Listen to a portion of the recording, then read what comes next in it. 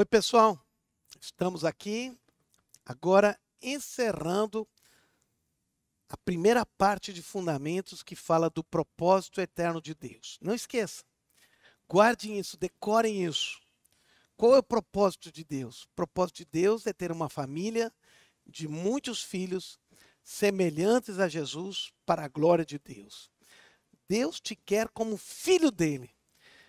Como filho dele. E que esse filho, ou seja, a tua vida, seja semelhante a Jesus. Jesus foi um modelo. Jesus foi aquilo que serviu de exemplo para nós. Ele fazia aquilo que ele via o Pai fazer. Ele falava aquilo que ouvia o Pai falar. Ele não fazia nada por ele mesmo, mas fazia tudo aquilo que o Pai lhe dizia. Então, Jesus era a imagem de Deus, e o que Deus quer na nossa vida é que nós sejamos assim também, semelhantes a Jesus, com autoridade, com poder, e a gente possa atuar contra toda obra maligna. Porque assim como Jesus atuou, nós também podemos destruir as obras do diabo, podemos vencer sobre o mal e fazer as obras de Deus aqui nessa terra. A lição número 10 de Fundamentos é uma revisão de todas as outras 9 lições. Então, é para nos fazer lembrar e entender toda essa ideia, né, que nós falamos até agora. Vamos ir por partes e passamos então, como diz em espanhol, num vistaço. Isso é, rapidamente passamos ponto por ponto e entendemos então todo esse conceito do plano eterno de Deus. Deus criou o homem com um propósito bem definido, ter uma família de muitos filhos semelhantes a Jesus para a sua glória. Este objetivo de Deus a criar o homem é conhecido como o propósito eterno de Deus. Deus, ele definiu isso como um propósito que ele estabeleceu. Ou seja, isso irá acontecer. A Bíblia diz que nenhum dos seus propósitos, nenhum dos seus planos será frustrado. Então isso que ele se propôs, em ter uma família semelhantes a Jesus, de filhos semelhantes a Jesus, isso está acontecendo e vai se concretizar. O homem criado por Deus foi dotado de livre-arbítrio, isso é, liberdade, para escolher e optar. Então o homem teve liberdade, não era um robô, mas tem emoções, tem vontade, tem liberdade de decisão. Satanás tentou o homem com as mesmas armas que ainda usa hoje.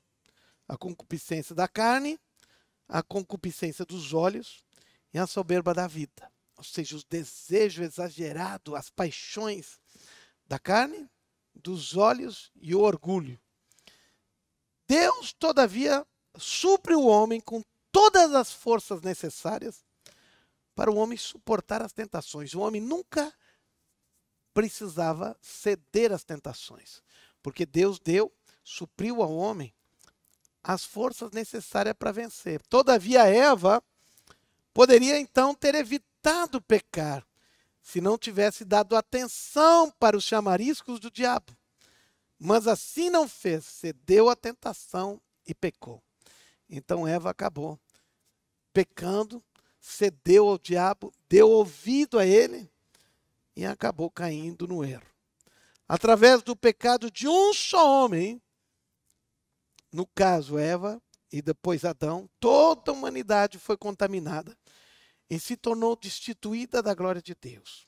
Ao pecar, o homem se tornou escravo do diabo e muitas consequências desastrosas vieram sobre toda a humanidade, sendo a principal delas a morte eterna, que significa separação eterna de Deus. Era necessário que surgisse um libertador, um redentor, que não fosse contaminado pelo pecado, para resgatar o homem das garras de Satanás. Não existe outra forma. Todos os homens haviam pecado. E a esperança do homem de ser salvo, de sair da escravidão eterna, não havia mais. Os homens todos estavam escravizados pelo pecado. Então Deus fez um plano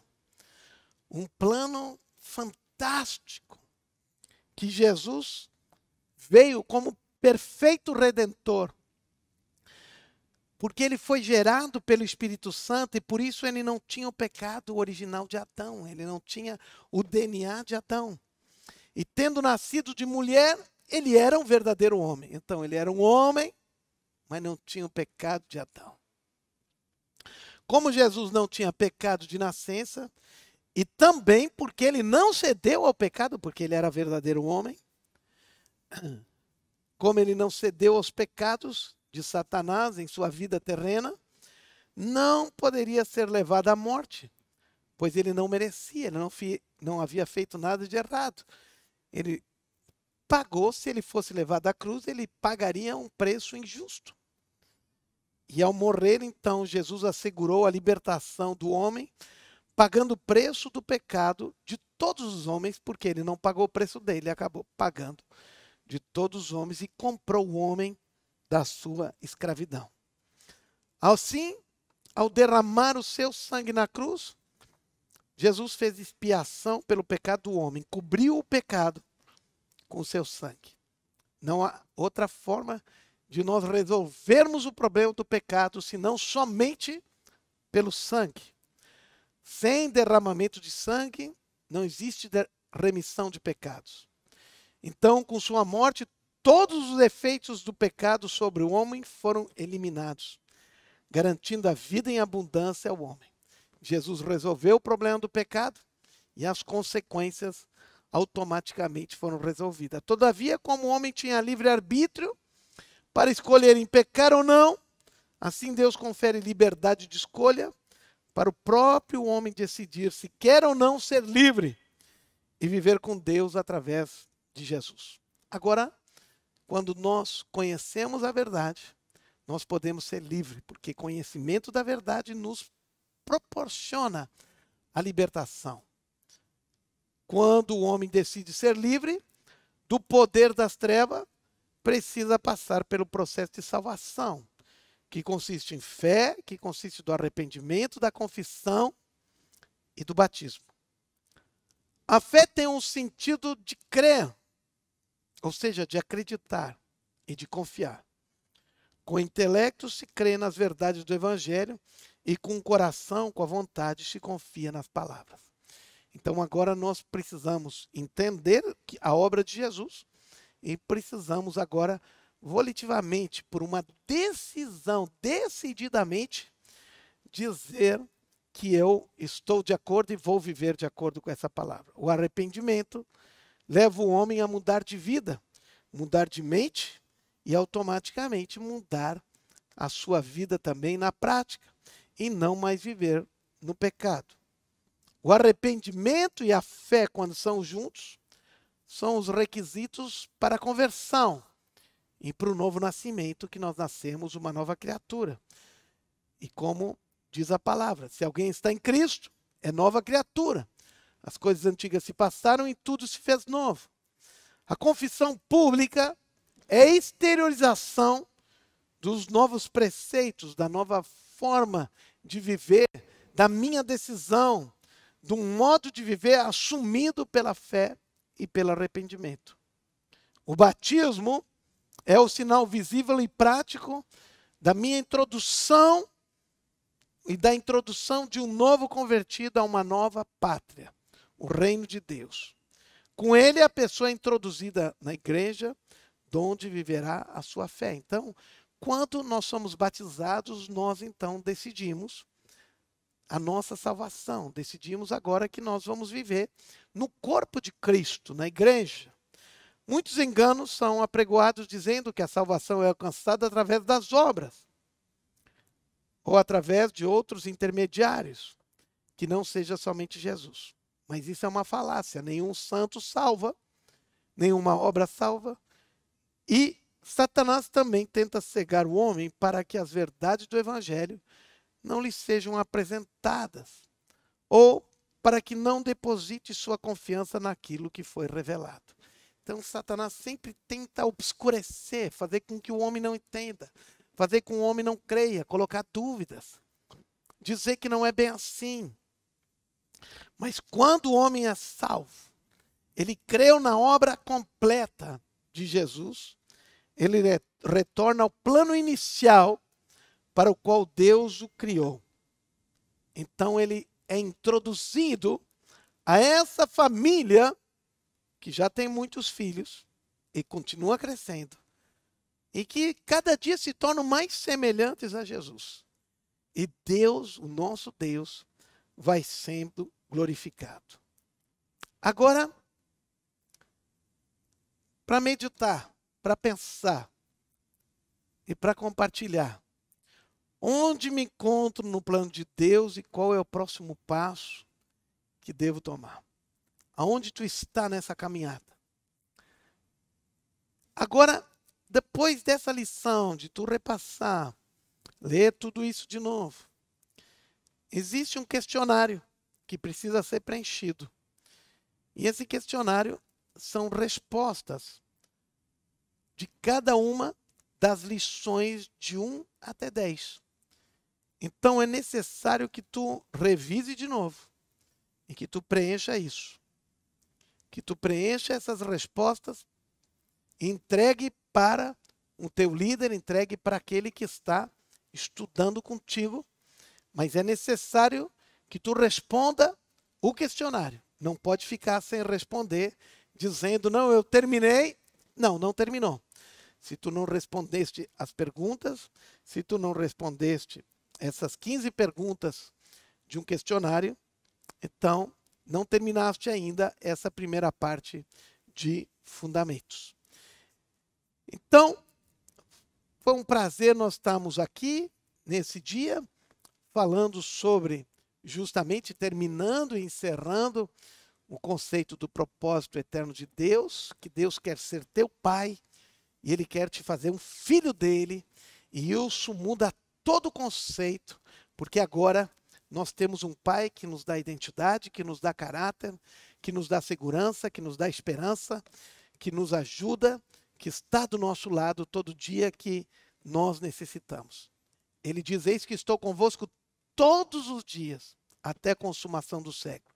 Ele diz, nunca te deixarei, jamais te abandonarei. É isso que significa ser um filho de Deus. Significa que Ele cuida de nós. Significa que nós temos um Pai agora, que nunca nos deixa, nunca nos abandona. E está continuamente cuidando de nós. E mais ainda, Ele está disposto a fazer e a te surpreender com muito mais coisas, com muito mais bênçãos do que tudo que tu pode pedir ou pensar. Ele quer fazer muito mais em tua vida do que isso.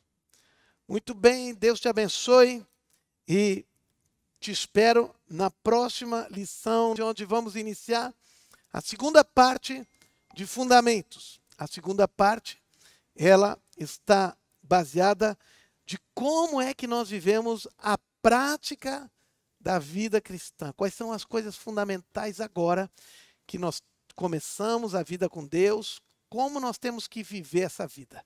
Quais são as práticas, o que nos faz com que nós venhamos a crescer em Deus, o que nos fortalece, o que nos ajuda, o que faz com que a gente entenda o coração de Deus, o que a gente faz com que a gente entenda a mente de Deus, o que faz com que Deus possa vir em nossa vida e nos formar, nos ajudar e sempre estar liberando milagres em nossa vida. O que faz com que a gente possa estar envolvido no reino. Bem, todas essas respostas, exatamente nos próximos 10 estudos sobre a prática da vida cristã. E entendendo sempre que o propósito de fundamentos é nós termos a clareza completa de que fundamentos serve para nós estabelecermos uma base na qual nós construímos em cima a nossa vida com Deus. Por quê?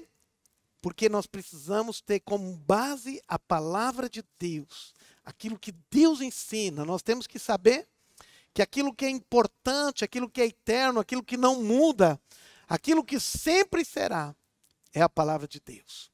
E essa palavra vai te dar segurança.